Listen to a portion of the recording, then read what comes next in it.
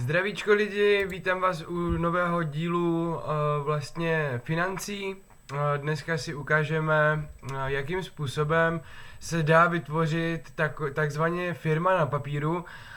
Když přemýšlíte o tom, že byste začali podnikat, je dobré si nějakým způsobem promyslet, jak by měly vypadat finance ve vašem prvním měsíci. Což vlastně znamená, že to chce nějakým způsobem spočítat příjmy a chce to spočítat náklady a stanovit si ceny vašich produktů. Já jsem si tady připravil vlastně takovou slovní úlohu, jako jak by mohl vypadat scénář takového začátku podnikání. Tak si přečteme zadání. Kamarád za vámi přišel, že má super nápad na podnikání, ale neví, kolik by to všechno mohlo stát a jak by se to mohlo vyvíjet, a proto přišel za vámi. Kamarád je elektrikář a hledá někoho, s kým by vedl firmu, on je vzručný a vy bystří. Sestavte všechny náklady, příjmy, stanovte ceny a zisk. Já vám ukážu vzor, jak to vlastně má celé vypadat.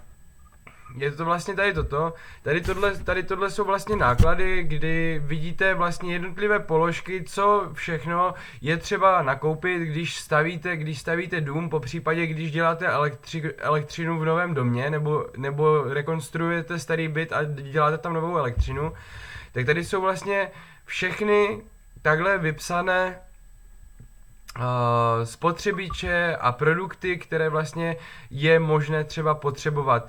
Tady je potom cena práce, protože vlastně dělníci pracují úkolově, takže tady je vlastně napsáno, nebo tady mám v té tabulce vyznačeno, jaký pracovní úkon kolik stojí.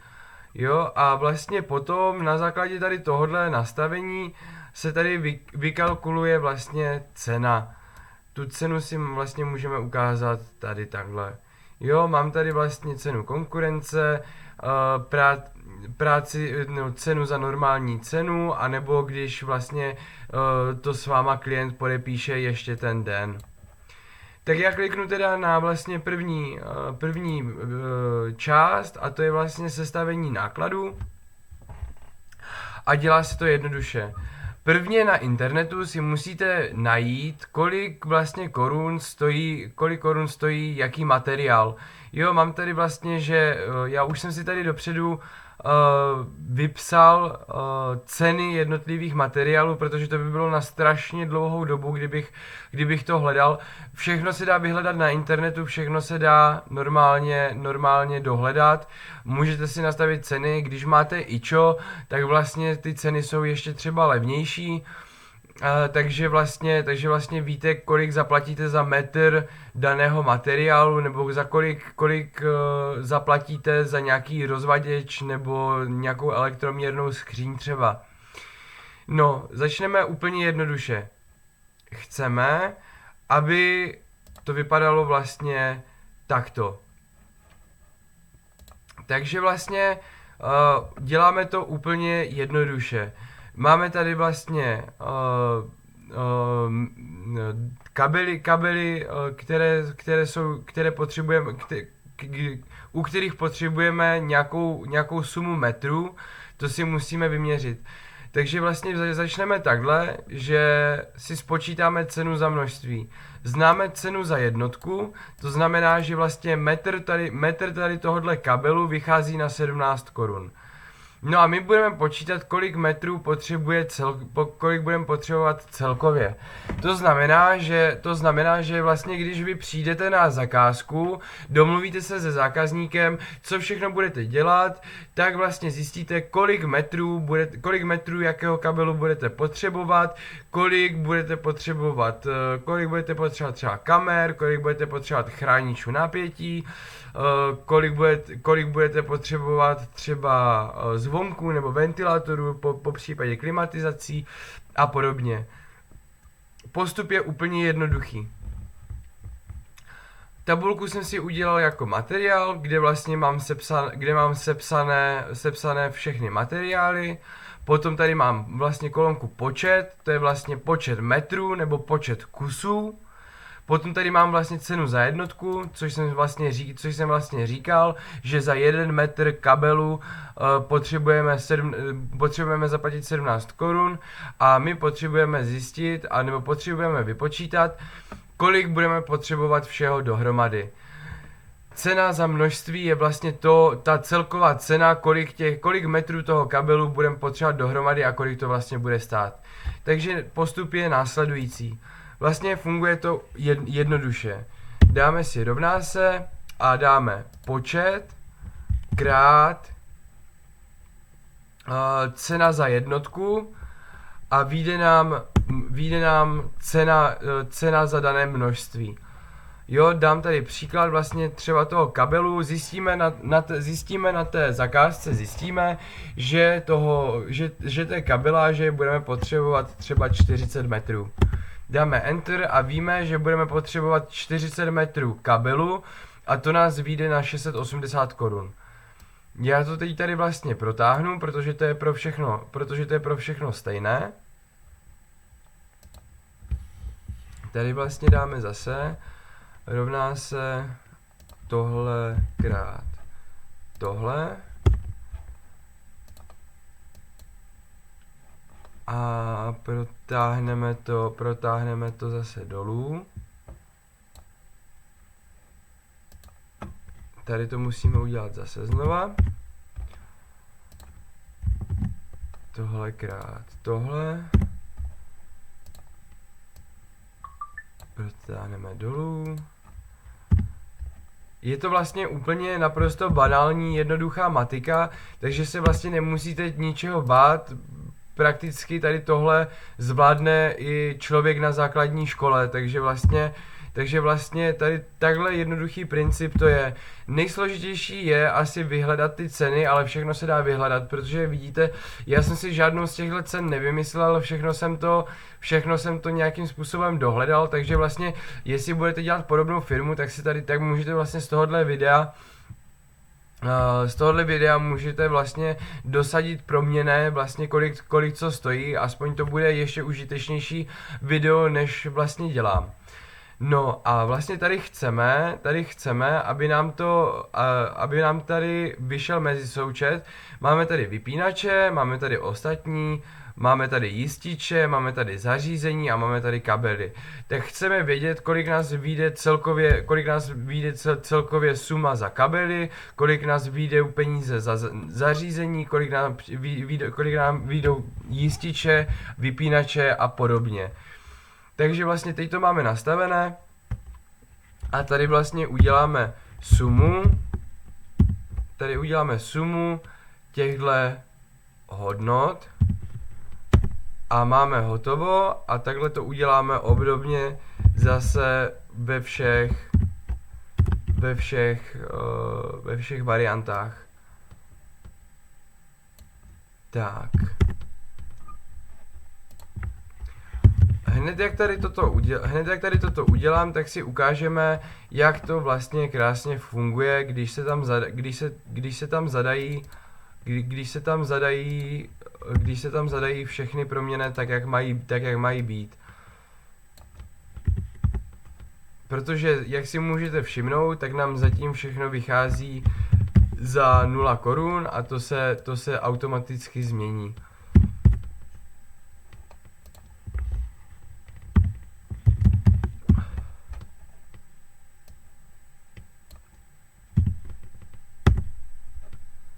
Tak, máme hotovo. Teď takhle máme stanovené náklady a tady ještě máme výslednou cenu materiálu.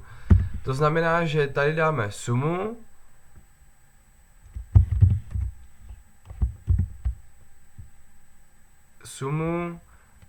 tohodle plus tohodle plus tohodle plus tohodle a plus tohodle. Nebo vlastně, pardon, nedáme to jako sumu, dáme to normálně jako proměnou, dáme to jako normální klasický sčítací proměnou. Jo, nebude tam suma jenom. Ono by se to dalo udělat i jinak, ale takhle to je přehlednější. A dáme Enter. Jo, a vyšlo nám vlastně vyšlo nám vlastně, že výsledná cena je zatím 680 korun. Jo, můžeme zjistit, tady máme třeba tu kabeláž, klasickou na světla, máme 40 metrů, kabeláž na zásuvky budeme potřebovat třeba 60 metrů. Jo, a už tady vidíte, jak se to krásně propisuje. Jo, tady máme internetové, tady máme koaxiální kabel, tak, to je kabel na internet. Dejme tomu, že budeme potřebovat 4 a potom si tady dáme zařízení, tak dáme třeba elektroměrnou skříň, tu budeme potřebovat jednou, domovní rozvaděč budeme potřebovat jednou, svodič připětí budeme potřebovat 3krát, třeba na televizi, ledničku, ledničku a troubu. Kameru budeme potřebovat třeba 8, antenu budeme potřebovat 1, hromosvod taky, satelit taky, Wi-Fi router. Teď je otázka, jestli ten barák třeba bude elektrický, jestli to bude na dálkové zamykání a odemykání, já to nechám tak, že ne. Zvonek budeme potřebovat třeba 1. A potom tady máme jističe. Jistič na světla budeme potřebovat, většinou se potřebují do rozvaděče se potřebují 2 jističe. Na zásuvky dáme 4 jističe, protože budou třeba 4 obvody.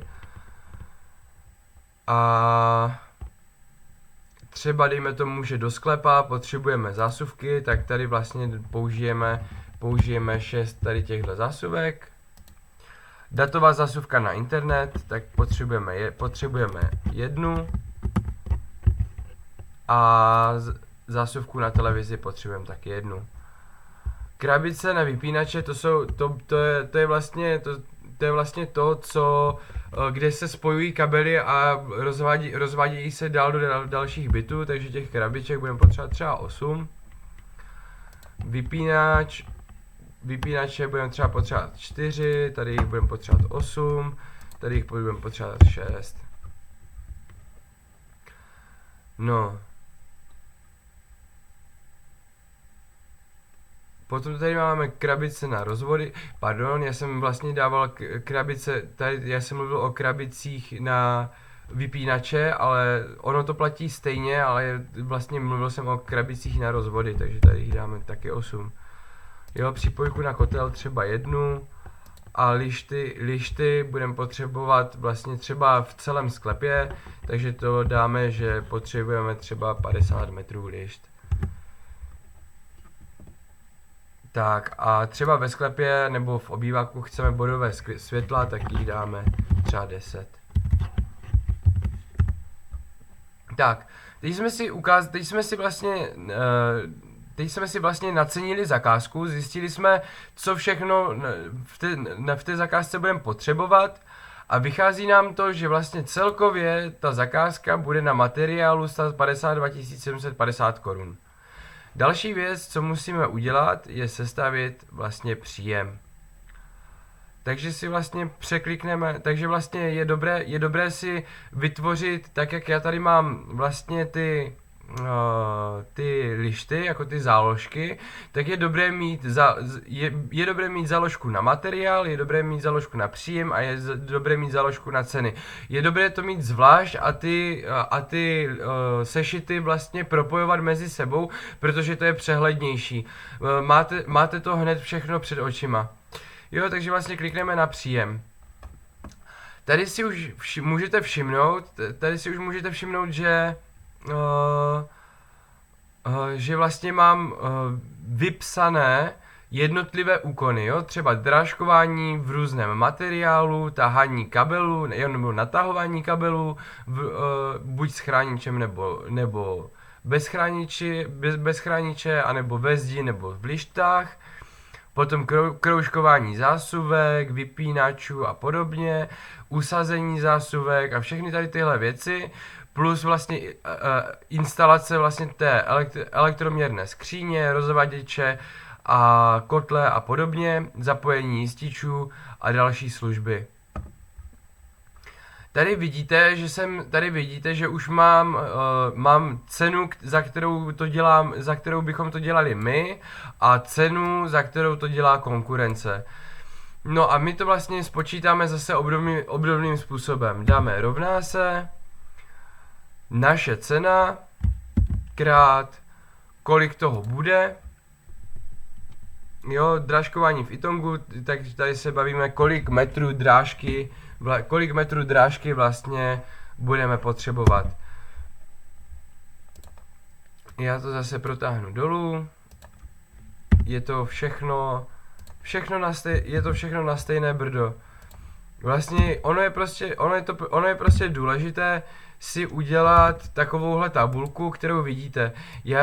Já tu tabulku už mám hotovou, protože kdybych tady toto dělal na tom videu postupně a celé zvlášť, tak to je práce třeba na 10-15 hodin, takže jako když vyhledáváte všechny ceny, když vypisujete všechno, co budete dělat, je to náročné, jo, tady toto je třeba příklad na elektrikářskou firmu, ale ta firma může být zednická, nebo tady toto může být třeba kalkulace na bistro, jo, tam vlastně materiál máte suroviny, jo, jako zelí, mrkve, já nevím, rajčata, tady takovéhle věci, a vlastně do příjmu máte hotové výrobky, jako třeba hamburger, svíčková a podobně. Jo, ono vlastně tady tenhle princip se dá uplatnit úplně na všechno a já to vlastně ukazuju na elektrikářské firmě. Jo, takže tady vlastně, a jak si vlastně můžete všimnout, tak tady to mám trošku jinak, tady mám vlastně koruny, a nemám tady ty mezisloupce. Je to vlastně, ta tabulka je koncipovaná trošku jinak, ale já jsem to udělal takhle záměrně, protože jsem chtěl ukázat, že vlastně ta tabulka jde vytvořit i jinak. Ale ono vlastně principiálně funguje úplně naprosto stejně.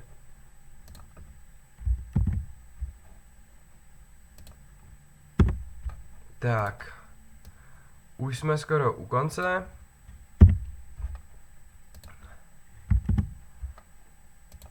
A teď ještě to samé budeme muset udělat pro konkurenci. Jo, pořád platí cena za jednotku krát vlastně ten počet, buď počet kusů nebo počet metrů. Tady v tomhle případě je to počet metrů. Jo, když budeme sjíždět dolů, tak tady ještě ne. Ale třeba tady už máme počet kusů.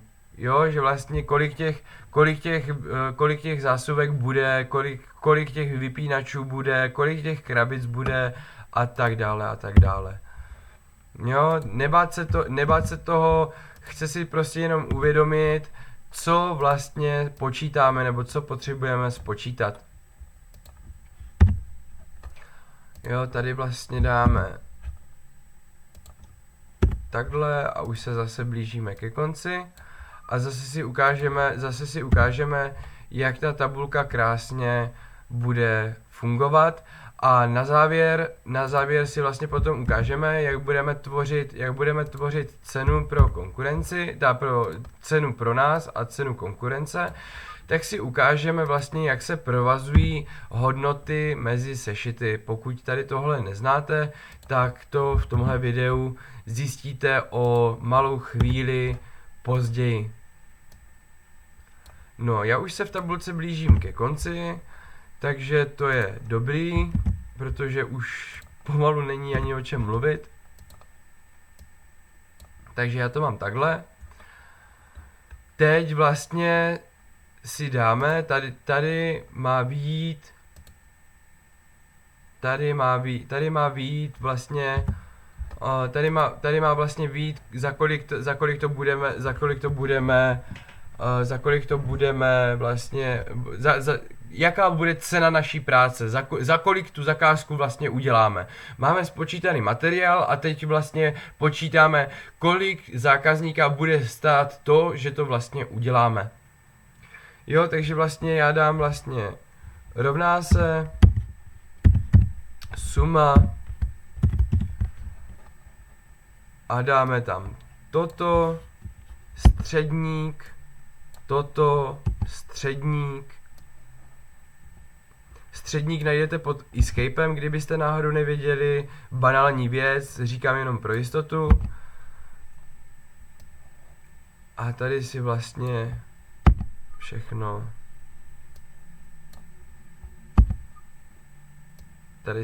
všechno označíme, ukončíme závorku, dáme Enter.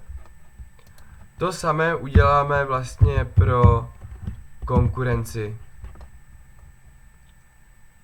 Suma, středník, středník. Tady je to trošku delší. Tak. Výborně a už to máme skoro i u té konkurence. Tak, konec závorky, Enter. Jo, teď vlastně drážkování můžeme si vybrat, jo, buď tam třeba ten klient má vlastně Ytong, což je vlastně nejlevnější varianta zdění, dejme tomu, že vlastně část baráku má z Ytongu, tak vlastně budeme drážkovat nějakých 50 metrů, zbytek baráku má třeba z cihly, takže tam dáme třeba 70 metrů. Jo, tahání kabelu ve zdi, tak uděláme to logicky, 50 plus 70 je 120, takže 120 metrů budeme táhat ve zdi. Zásuvek jsme říkali, že vlastně, že jich bylo, myslím, že 8, dáme, to je vlastně v konečném důsledku jedno, dáme, že vlastně 8 zásuvek je v Ytongu a dalších 15 zásuvek, to je málo. Třeba dáme dalších 18 zásuvek, no to je zase moc. Dáme 12 zásuvek v Ytongu a dáme 15 zásuvek v cihle, je to větší barák. Jo, vykroužkování vypínačů, říkali jsme, že jich tam je něco kolem 10. Takže dáme třeba 8 v Ytongu, protože toho Ytongu je více, v cihle dáme 4. Jo, já si nepamatuju přesně, jak jsem to tam zadával do těch nákladů. Ono v těch nákladech vám to logicky musí korespondovat, jo, kolik vypínačů, tolik vykroužkování, jo. Toto je jenom příklad, který ilustruju. Takže vlastně není moc co řešit. Jo, tady vlastně vykroužení těch krabic, říkali jsme, že jich bude nějakých 8. A vlastně v cihle ještě ty 2. Jo, usazení těch zásuvek jsme říkali, že bylo nějakých třeba 15, nebo nějak tak jsme to říkali. Usazení vypínačů, tak vypínače jsme si tady dali, že jich je 12. Jo, usazení krabic vlastně 10. Jo, teď vlastně potřebujeme jednu elektroměrnou skříň jsme dávali, jeden rozvaděč, svodič napětí, kamery jsme dávali, že jich je 8, nahrávací zařízení pro kamery 1, anténa 1, hromosvod 1, satelit, vlastně takhle, anténa žádná, ale satelit tam byl, Wi-Fi router, zvonek vlastně 1, po případě klimatizaci, že tam zapojíme. Jo, vlastně a tady je, kolik budeme potřebovat jističů, na to všechno budeme potřebovat, tam jsme dávali, že bude 10 světel, myslím, tuším, zásuvek, že bude okolo něco 20. Jo, a naúčtujeme si třeba dopravu, jo, tady toto je vlastně počet kilometrů, kolik musíme ujet, máme 15 korun za kilometr versus 20 korun za kilometr, dejme tomu, že 40 kilometrů ujedete, abyste udělali zakázku. Jo, dokumentace je vlastně 1. Konfigurace systému, to je, to je, co se týče těch kamer, to je 1. A revizi vlastně děláte nakonec a to je taky 1. Tak. Tady nám vlastně teď nahoře krásně jde vidět, vyšlo nám, že celou tu práci uděláme za 57 000 a konkurence by ji udělala za 73 000. A my přejdeme do další kapitoly a to jsou vlastně ceny. Ceny máme vlastně takhle jednoduše. Tady máme zálohu, to je vlastně, tady nemá být záloha, tady má být materiál, pardon, omlouvám se. Tady má být materiál, takže si úplně jednoduše dáme rovná se, překlikneme, najdeme si sešit, ve kterém jsme to dělali, já jsem to dělal tady v tomhle. A klikneme vlastně tady na toto, dáme Enter a propsalo se nám vlastně cena za materiál. Tady máme cenu za materiál a vlastně teď si tady dáme vlastně cenu, za kterou když to s náma klient podepíše dneska, tak mu vlastně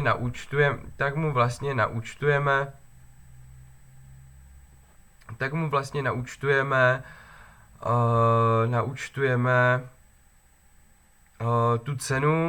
tu cenu, která nám vlastně vyšla teďkom, protože to je docela, je to stále výhodné, ale je to už trošku podceněné. To znamená, že teď tady dáme vlastně dnešní cenu, to je těch 57 000, dáme Enter. A tady vlastně zjistíme, že protože ona se platí záloha a potom se doplácí práce, tak vlastně uděláme jednoduše, že dneska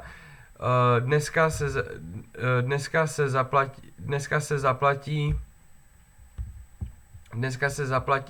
zaplatí určitá částka, což zjistíme, vlastně dáme úplně jednoduše, rovná se 50, musíme to dát do závorky.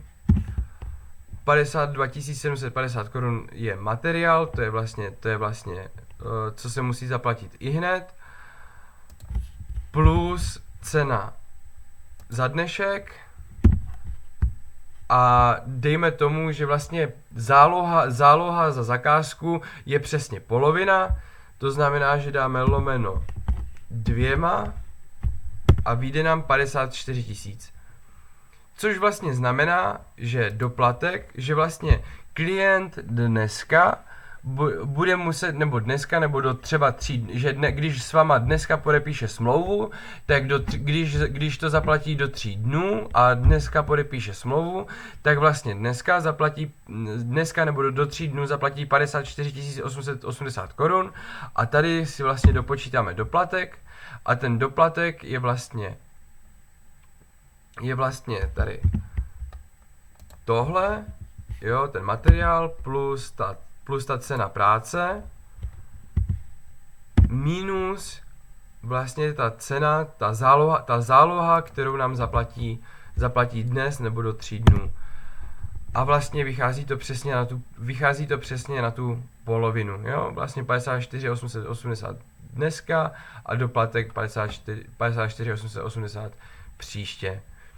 Jo, tady to máme tak, že uděláme jednoduše, já jsem to udělal tak, že vlastně stačí, že vlastně když si dá třeba týden na rozmyšlenou, tak vlastně se k téhle ceně připočte 10 000 a to už je normální klasická férová cena, kterou vlastně klient může normálně zaplatit. Což znamená, že tady dáme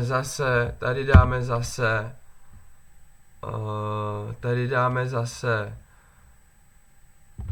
závorku 57 000 plus 67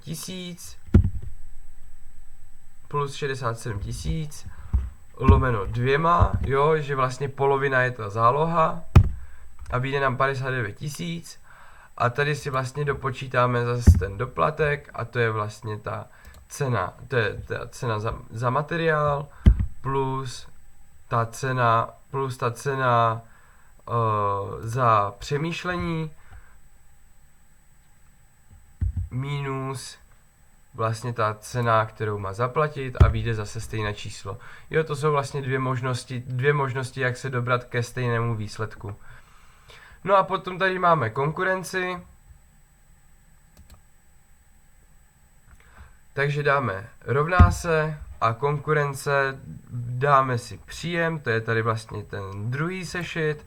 Takže vlastně ta konkurence to má za 73 000, dáme Enter a počítáme vlastně takhle, že zase dáme závorku 52 000 plus 73 000 děleno 2 rovná se. Jo, to znamená, že s konkurencí by to podepsal za 63 000.